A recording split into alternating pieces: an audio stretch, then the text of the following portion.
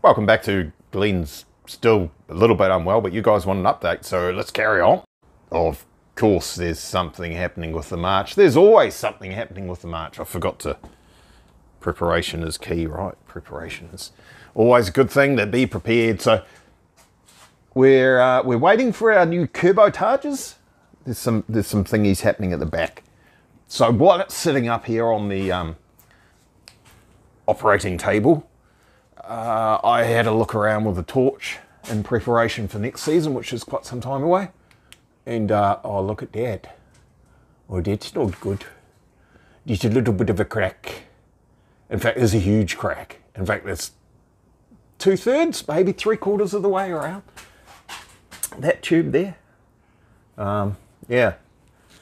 Slight distortion in the tube, but not a lot. So I think what's happened is, I know what's happened is, when it's been built, it hasn't been quite the right distance at the spigots that go into the chassis at the back here.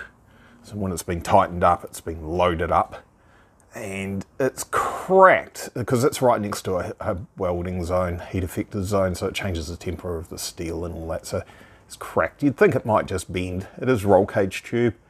Should probably have just bent and been happy where it is, but with vibrations from the transfer case, even though it's got a bush here, it's resulted in the crack. So I'm just weighing up whether I pull that out of the car completely and repair it that way, or just bump the power steering rack out of the way, which might be very difficult.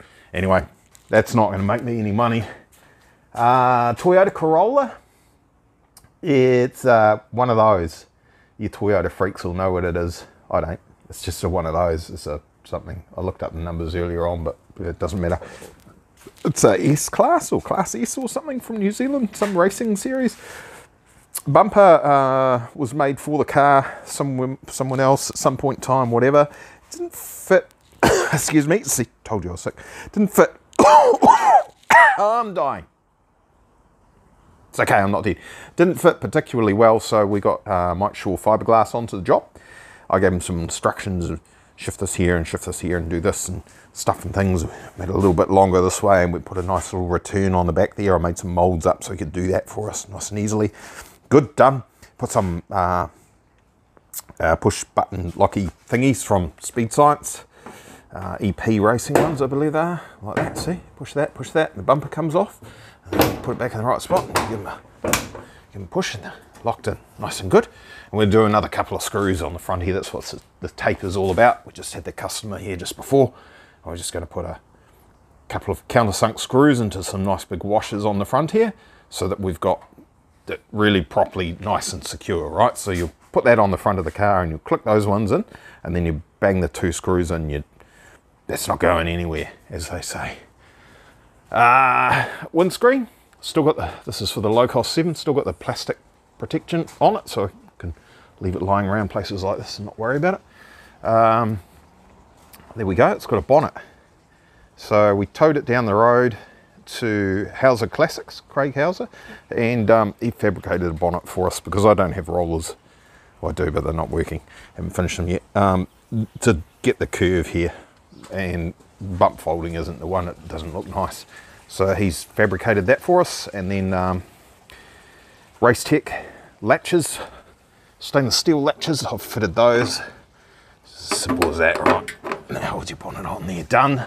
The windscreen's missing because that's off down the road. The frame is down the road at Boss Powder Coating, getting blackerized, same as all the other blackish stuff on it. Let's make it look good. There's another cough trying to come out. Horrible thing. Yeah, so not that my health is any of anyone's business, but I don't mind sharing this because I'm a little bit grumpy about it. The whole COVID vaccine. We got the booster shot some time ago. Had that evening had the worst tinnitus I've ever had in my life, and actually had quite a fever and sweats and all that sort of stuff. Put me in bed for a couple of days actually. Once that was all over and done with, that's fine. Life carries on as per normal. And now every time I even get a mild cold, both my ears get mean as tinnitus and block up and cause problems. And the most recent cold I've had actually had me down at A&E at 10:30 at night with severe earache that I just couldn't cure with any painkillers or anything. So good times. Real happy with that. Let's not start a discussion on it. That's all that's going on. The pain's not there anymore. That's fading. Ears are still crap. I'm basically half deaf at the moment. It could be worse. Shouldn't be dealing with any of it at all, but it could be worse. Enough of that. Anyway, look, front fell off. It's outside of the environment. That gag. Look, there's no rush. Let's take the subframe out of this. Got to drain all the fluids out of it, take some tubes out. It's actually quite a bit of a job. It's the clock says 20 to 3. Yeah, let's see how long it takes.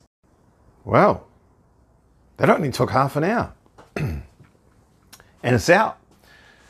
Old mate who designed this, me, must have known something when he had that side welded on, but that side, the sprays here, is a separate piece. Because when it's like that, you can manipulate and twist and bend and contort and brute force and ignorance the whole assembly out of the car without actually losing any fluids, not even any blood. No blood on the way out. We'll see if I can get it back in. It might be a bit harder getting it back in, but that's good. So that's a start. Now, really what I should do probably is make a jig. Let's put this, and this back in the exact same spot. Chop this tube out and put a new one in, and sort that out. You can see it's loaded. That's what I should do. What I'm going to do is grind this out, weld it up, and put a gusset in here, and I'll put one on the other side as well. Realistically, apart from the fact that that was loaded up, like I say, this was in the wrong spot, so it's loaded up and that's why it's cracked. Realistically, without that issue going on, this is more than strong enough for what it's doing on the car, or should be at least. And before I do that, and check the geometry from that point to this point, make sure it's the same as from that point to that point. If it's wrong, because I might not have been particularly good at the time that I assembled that, you never know. If it's wrong, then I might be starting from scratch. Just like that. Almost like it didn't happen. There's no gusset. Everyone's, no gusset. You said you were going to put a gusset. There's a reason why there's no gusset. This is the bolt that needs to go, has to go from this way through here for the transfer case support. If we put a gusset in here, it's not going to be very easy to get this bolt in, possibly even impossible. We'll only be able to do a gusset on one side, and I guarantee that's just going to turn into a nuisance. So yeah, that's nicely welded up and no problem. And then I thought, let's have a look at some other things while we're here, because we've only got a K12 March base, right?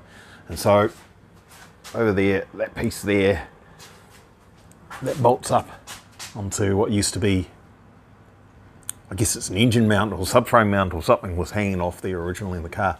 So I had a little bit of a look at that. It's supposed to be something that's relatively strong. I had a little bit of a look at it and I was like, a little bit suspicious about some of the stuff on this side here. Some of the things going on.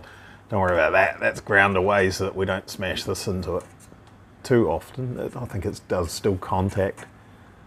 Oh, not recently. Every now and then, right? But there's a bit of an issue here. That's I don't know if you can see it. I can see it. That mount is that needs a little bit of help.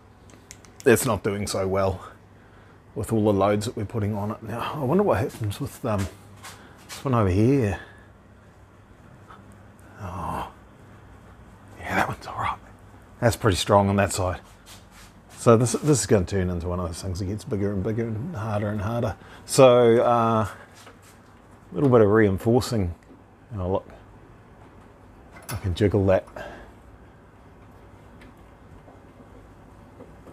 You can see that, surely. I can jiggle that quite easily. A bit of reinforcing to go on there before I put that subframe back into there. So, bolt it back in. Obviously, no suspension arm on the side just yet, because it's down there. That's fixed. Oh wait, no it's not, hang on. Yeah, that's good. Actually, that is almost what I'm going to do, except it won't be with duct tape. There's a nice flange that's just hanging down, just chilling out, doing nothing down here.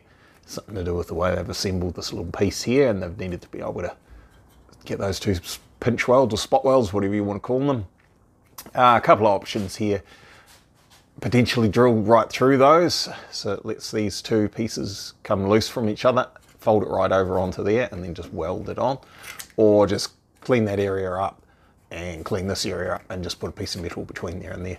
That will be sufficient to hold it together in the short term. I say short term because I'm not a moron, and I do appreciate the fact that I've put 720 horsepower at the wheels in a car that had maybe 120 from the factory, and it's not designed to hold together with that. It will tear itself to bits.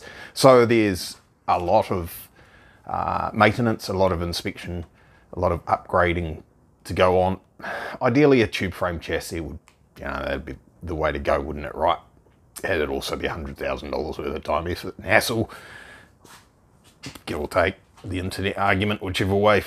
You're certainly not going to do it for less than $4,000, probably, ignoring the time involved. So for now, it is the bulk of the car is still a Nissan K12 March as far as the chassis goes, apart from stuff rearward of the firewall. It's just had stuff stuck on it, and as we can see, some of that doesn't really appreciate all the forces that are going on. So I've figured out what happened, how we got that crack.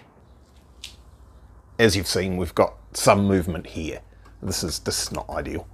It didn't used to move that much. It does now. It's worked its way loose. So that can move. This side over here, this part bolts onto here. It's just a single bolt through there. It was only really designed for up and down. I wasn't really thinking about left and right movement. So then what we're doing is we're putting forces on here to allow these arms here to twist backwards and forwards like that, to let this whole assembly go left and right, left and right. That's why it's loaded it up here and it's cracked it in here. So we'll rectify this issue here. That'll tighten it up a bit. I guess it'll just make it harder to work on it. I guess I can just clean this area and just run a weld around that, and that's permanently fixed to that. That'll stop it pivoting, and that'll stiffen it up. Or we attach, there's not really a good clean line of sight. Oh, there is actually. We can go from here, put a fitting on here, and we can go straight through to that chassis rail on the other side, tie it into that as a brace to stop this whole thing trying to do this. Not that there's much over there that's very strong to tag off, but we can do something like that anyway, or I can do something like that. All right, that's enough for today. That is actually enough for today. Pizza for dinner tonight. Pizza for dinner because our little girl has literally done the best in the world at something. There's a thing called Matific. It's an online app for maths. Sorry, it's never called maths. It's math. And she literally got the most stars in the world of anybody in term 2 on that. So pretty awesome. So pizza, yum yum. Thanks for watching. Cheers, bye.